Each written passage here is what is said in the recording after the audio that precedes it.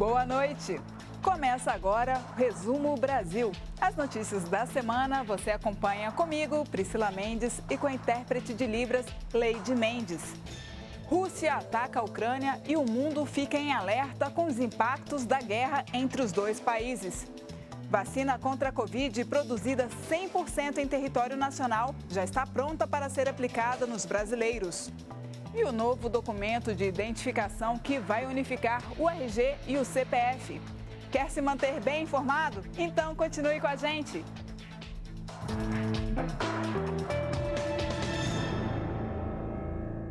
O mundo acompanha desde a madrugada de quinta-feira um novo conflito armado, o maior desde a Segunda Guerra Mundial. Todas as regiões da Ucrânia foram alvo de bombardeios russos. Milhares de pessoas já deixaram o país. Veja agora como começaram os ataques da Rússia na Ucrânia. Pouco antes da meia-noite aqui no Brasil, início da manhã em Moscou, o presidente russo Vladimir Putin foi à televisão local anunciar que autorizou uma operação militar especial na região ucraniana de Donbás, uma área separatista nas províncias de Luhansk e Donetsk. Ele disse que não teve escolha, além de defender o que chamou de ameaças que emanam da Ucrânia moderna, e que as ações russas têm o intuito de desmilitarização e desnazificação da Ucrânia. Putin também afirmou que responderá de forma nunca vista antes a quem tentar interferir na operação. Pouco depois do anúncio, explosões foram ouvidas em Kiev, uma demonstração de que a invasão russa não ficaria restrita a Donbás. Essas explosões foram em Kharkiv, a segunda maior cidade ucraniana. Muitos edifícios foram destruídos e os moradores se abrigaram em estações de metrô para se protegerem das bombas.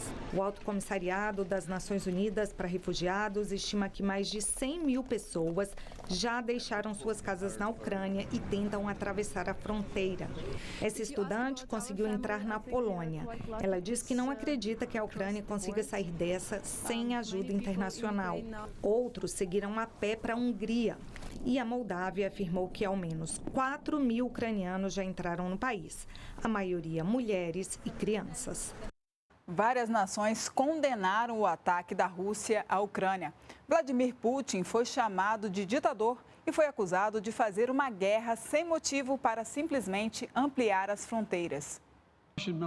Putin é o agressor. Ele escolheu essa guerra, aplicou um duro golpe na Ucrânia, mas não vamos admitir a perda de liberdade. Isso é uma ameaça para o mundo. Assim, o presidente dos Estados Unidos se pronunciou sobre a guerra promovida pela Rússia. Mas o contra-ataque norte-americano vai ser sem soldados. Biden disse que não vai enviar forças para a Ucrânia, mas vai defender cada centímetro de território dos países que fazem parte da OTAN. A arma de Biden são mais sanções econômicas. Bancos e milionários russos estão cortados do sistema financeiro e todos os bens foram congelados. O primeiro-ministro britânico Boris Johnson também condenou o ataque da Rússia à Ucrânia, que chamou de hediondo. Disse que Putin vai ser condenado pelos olhos do mundo e da história e que a atitude dele é um ataque à democracia. E também anunciou duras sanções econômicas à Rússia em resposta à guerra.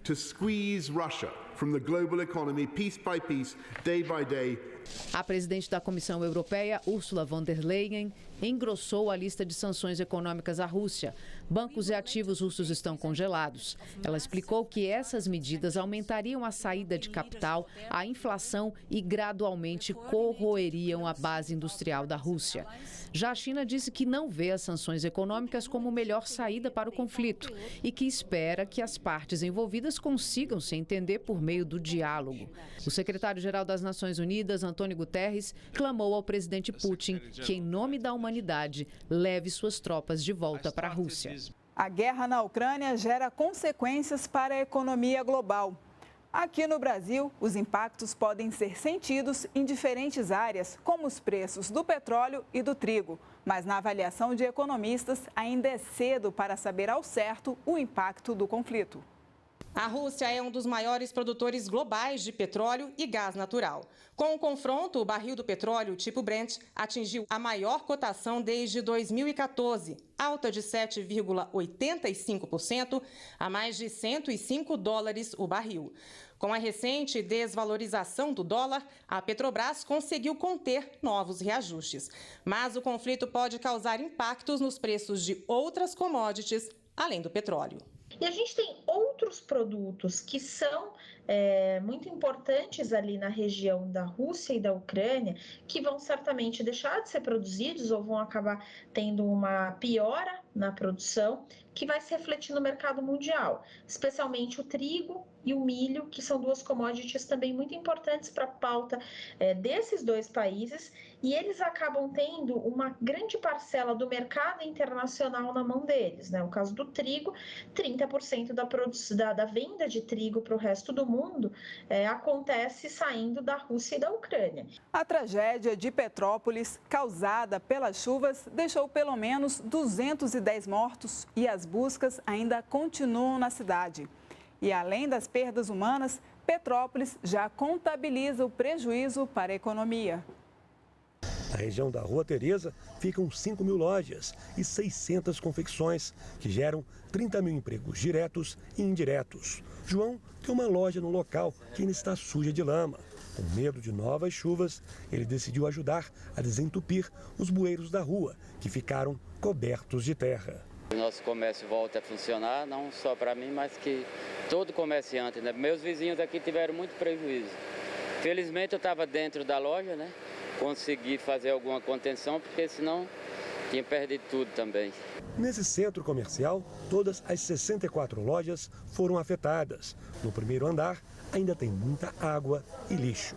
Está complicado porque o nosso transformador entrou água na altura assim. Aí eu estou com o problema da luz também, que não pode ligar, porque corre o risco de estourar, né? Aí tem a confecção, tem as lojas que foram bastante prejudicadas, tem as garagens também, é complicado. Na confecção do Bruno, o prejuízo passou de 50 mil reais. Agora, os funcionários fazem um mutirão para tentar limpar o local. Ninguém imaginava que fosse acontecer, mas tenho certeza que vai dar para se reerguer. E realmente é um trabalho de formiguinha, um dia após o outro, mas vamos conseguir sim, com certeza.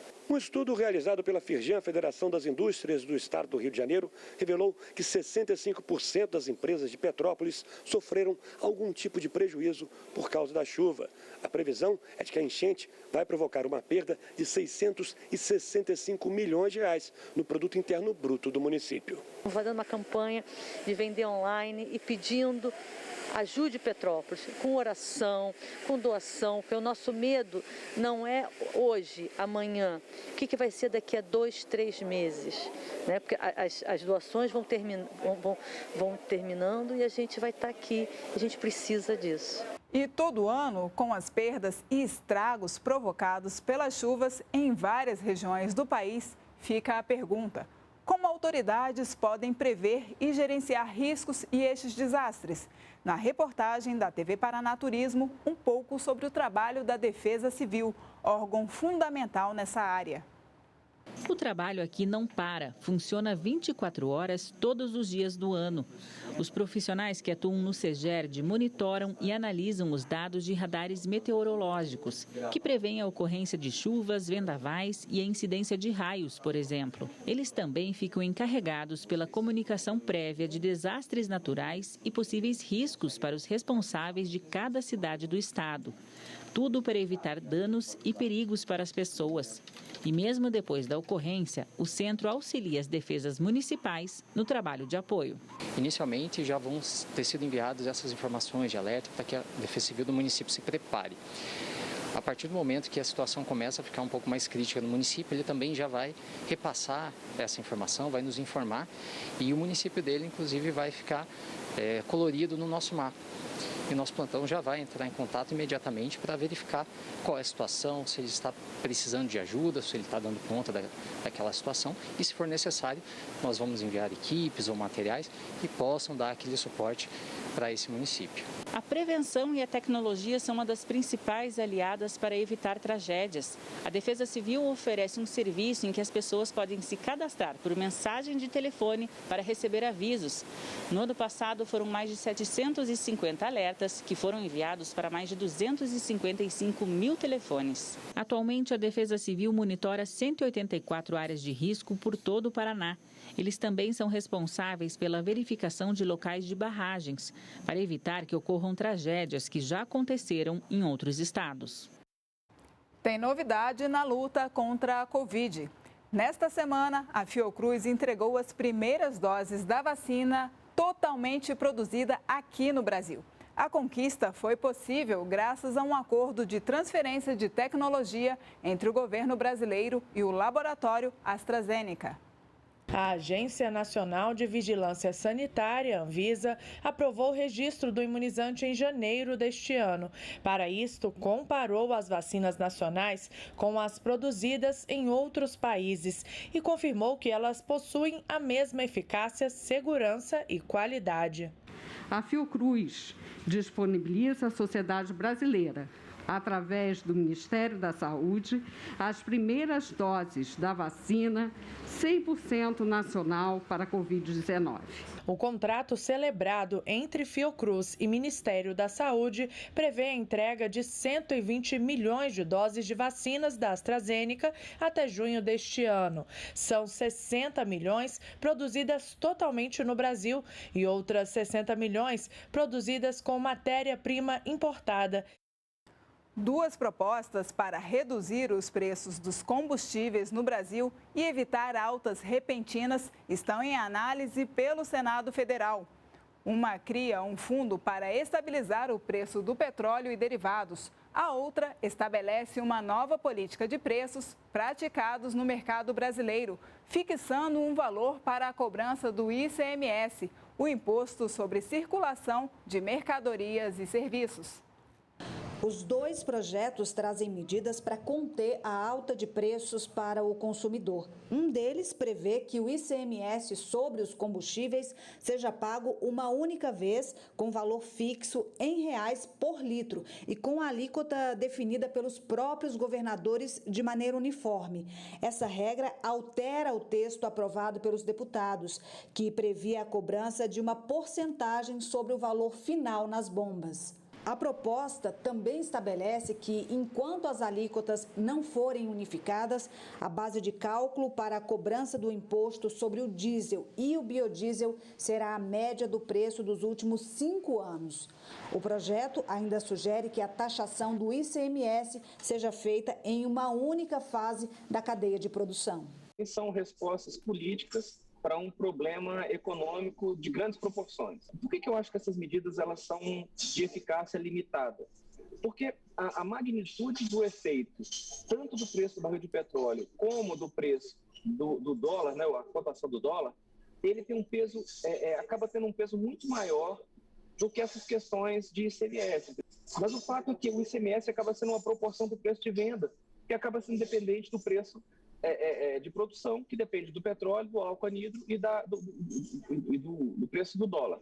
O outro projeto propõe a criação de uma conta de compensação com investimento inicial de 25 bilhões de reais a serem repassados pelo governo federal ainda em 2022. O recurso viria, por exemplo, de dividendos pagos pela Petrobras à União e da criação de um imposto sobre a exportação do petróleo bruto. Mas o relator voltou atrás e desistiu da nova tributação. O objetivo dessa conta é acumular recursos quando o preço dos combustíveis estiver em baixa e usar o dinheiro depois, quando as oscilações do mercado internacional estiverem impactando os custos para o consumidor final.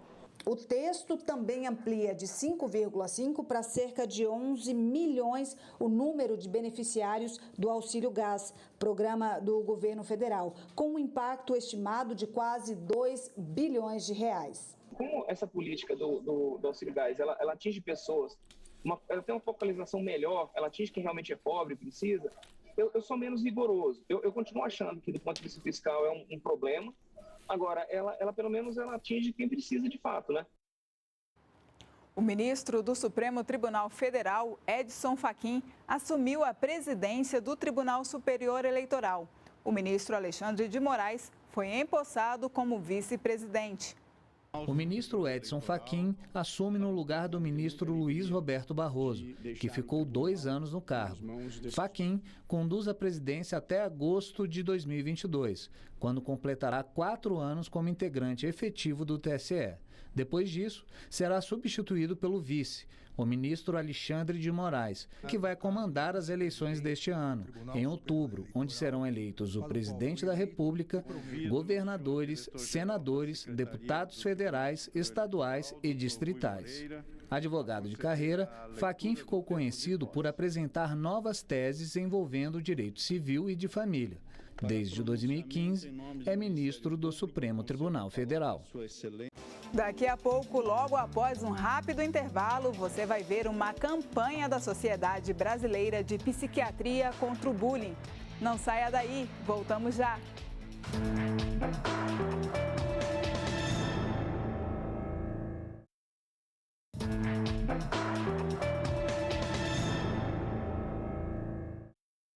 Estamos de volta. E agora nós lembramos que a Receita Federal já divulgou as regras da declaração do imposto de renda deste ano. O prazo para entregar o documento vai do dia 7 de março até o dia 29 de abril.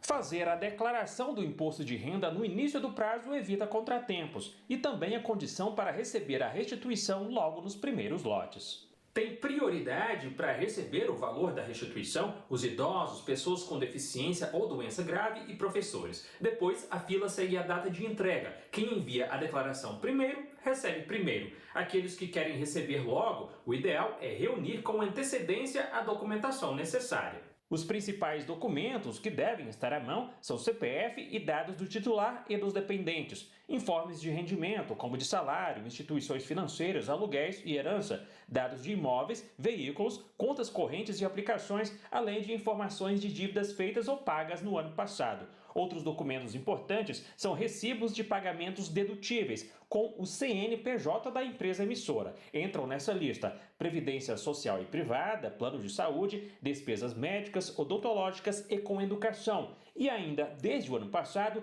testes laboratoriais de Covid-19 feitos em laboratórios, hospitais e clínicas. Os testes feitos em farmácia não são dedutíveis. Mas cuidado para não cair na malha fina. Um dos erros mais comuns é incluir na despesa do plano de saúde dependentes que não constam como dependentes na declaração, ou ainda esquecer de informar o CPF e o registro no conselho de classe de médicos e outros profissionais de saúde. O máximo que você puder revisar a sua declaração, conferindo os dados que você está lançando, melhor e evita problemas. Existem 3 maneiras de enviar a declaração: pelo programa disponibilizado pela Receita Federal, que deve ser baixado no computador, pelo aplicativo Meu Imposto de Renda no celular ou pela plataforma ECAC no portal gov.br. E foi lançada a nova Carteira de Identidade dos Brasileiros. O documento é mais seguro e vai usar o CPF como único número de registro nacional. A nova Carteira de Identidade Nacional vai usar o número do CPF, Cadastro de Pessoas Físicas da Receita Federal, como padrão de identificação em todo o país. O novo modelo vai reunir diversos documentos do brasileiro em apenas um e estará disponível em 2 versões, física e digital, e de forma gratuita. A emissão das carteiras de identidade permanece sob a responsabilidade das Secretarias de Segurança Pública de cada estado. A diferença agora é que a identificação será validada pela plataforma do governo federal, o gov.br. O novo modelo segue padrão internacional e poderá ser usado em viagens para fora do país. Os institutos de identificação têm até 6 de março do ano que vem para se adequarem à mudança. Quem tem o RG antigo poderá continuar usando por até 10 anos. Pessoas com 60 anos ou mais poderão manter o documento anterior por tempo indeterminado. O Brasil registrou no ano passado quase 6,5 milhões de imóveis rurais. O dado faz parte do Cadastro Ambiental Rural, divulgado pelo Ministério da Agricultura, que reúne informações de ocupantes e proprietários de terras.